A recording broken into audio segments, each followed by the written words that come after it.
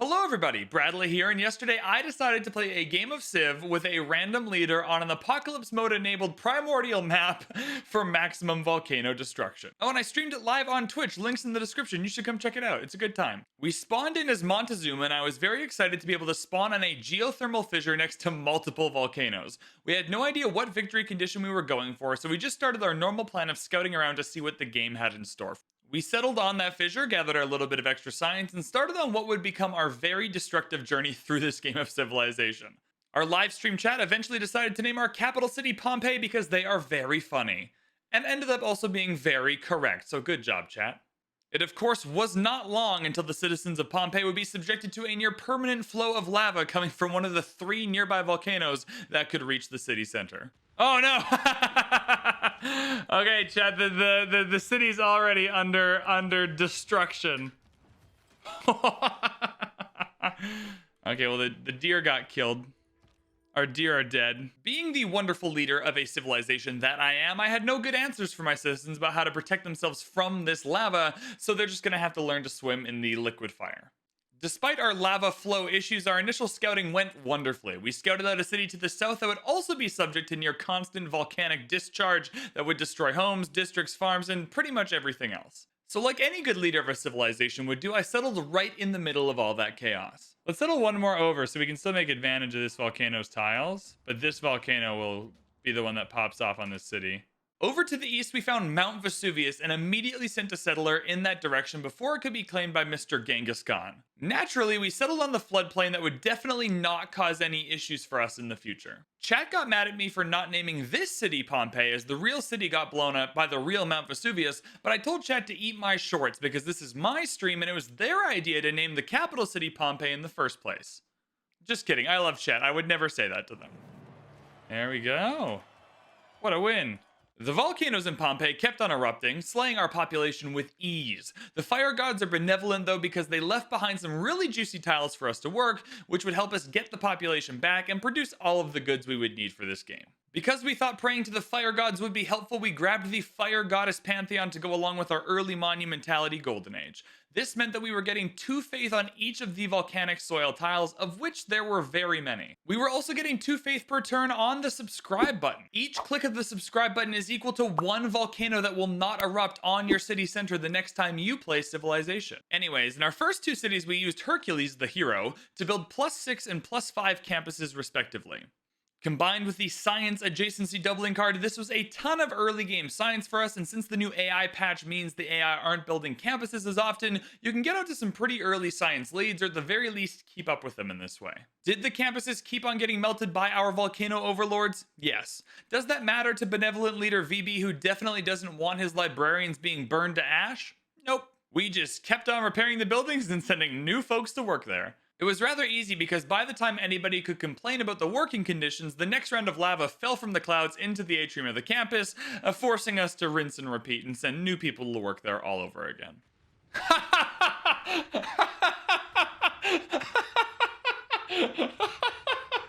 This one killed 3 people. We're down to 2 population in the capital. In the city to the east, though, we took a different approach. With all the faith, we decided to build a holy site and get a religion. If the fire gods weren't going to hear our prayers, then we would create our own gods to save us from this destruction. I ended up moving Pingala to our Mount Vesuvius city.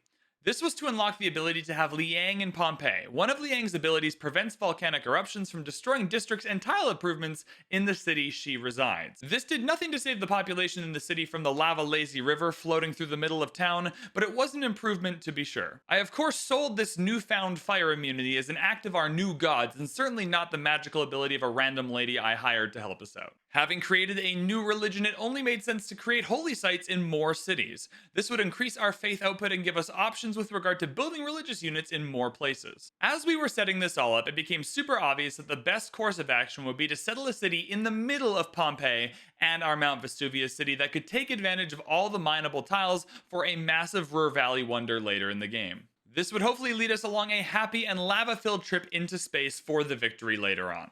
So if this city is going to be a good Ruhr Valley city, let's pin this out. So you build this industrial zone, you have this Ruhr Valley. All right, so here's our Ruhr Valley play, everybody. There we go. I think that works just fine and dandy. Just as things were ramping up as if the volcanoes weren't causing me enough issues, Cyrus decided that he needed to declare war on us to pillage our Truffles tile. The tile in question was on the other side of Mount Vesuvius and had a few other mountains kind of blocking our way, which made it very easy for him to pillage and very difficult for us to repair. Oh, hello, Cyrus. All right.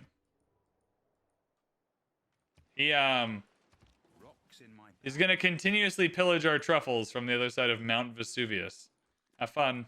I couldn't even see where Cyrus lived, and I've had this happen to me loads of times on Deity, so I decided that I shouldn't be worried about this new development. Usually the AI from across the map declares war on you for some random reason, never really does anything, maybe pillages a Truffles tile, you forget about it, and like 40 turns later they sue for peace, and you're like, hey, holy smokes, I forgot this was even happening. I totally forgot we were even at war. What actually happened though was that Cyrus came and bulldozed our city faster than any volcanic eruption ever could. I thought he was just hanging out on the other side of the volcano. I did not realize he was an actual threat.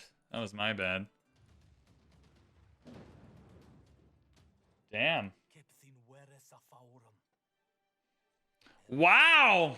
Our citizens were praying for the next lava flow to come through. I was taken so off guard by this that I hadn't done a single thing to actually defend against Cyrus at all. I thought I'd recognize a familiar AI pattern, and I was wrong. The good news is any citizens that could be disappointed by our decision making were either killed by Cyrus or killed by the lava, and so only people who have no idea what we had done are around to kind of deal with the situation. Do you think that you're watching the YouTube video of a quitter though? Hell no. We resolved to fight back and recapture our stolen city next to Mount Vesuvius. We built multiple man-at-arms units and recalled Hercules to join the fight. I figured that if we attacked the city before the walls went up, we could easily take it back. The second our man-at-arms showed up though, Cyrus purchased a musket unit in the city center. This was the beginning of the end for our hopes and dreams, and despair quickly started to set in. Oh, he's got muskets! Ah! And while all this was happening, the volcanoes around our empire kept exploding all over the place, adding many fiery complications and roasted units to contend with. Through the intentional sacrifice of a few man-at-arms units, I was able to bait the musket man out of the city, setting it up perfectly for Hercules to recapture. And then, yes, that floodplains tile, the one I talked about at the beginning of this video, that hadn't flooded the entire game so far, it ended up flooded and taking Hercules along with it. Oh, he left the city. He left the city. He left the city. No, the flood! No, the flood killed Hercules! Oh, no!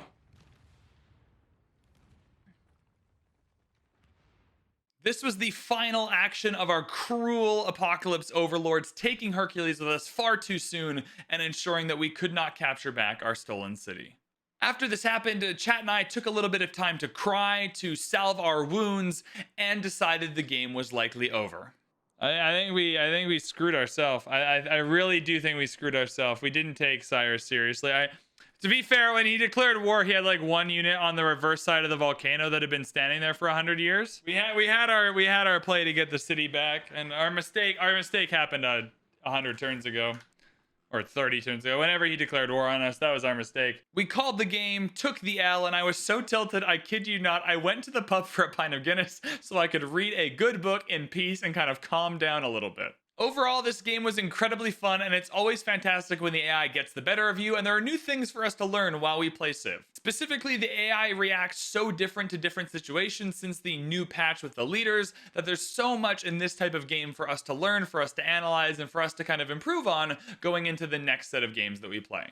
On a side note, I would highly recommend that everyone watching this video tries one of these Primordial Apocalypse crazy destruction games. It was honestly the best time ever. If you enjoyed this video, please hit the like and subscribe button. Head to the description for links to our Twitter, our Discord, and our Let's Play channel. Thank you so much for watching. I appreciate you and all the support you've given me recently, and hopefully all the support you'll give this channel in the future. Thank you so much for watching, and I will see you in the next one.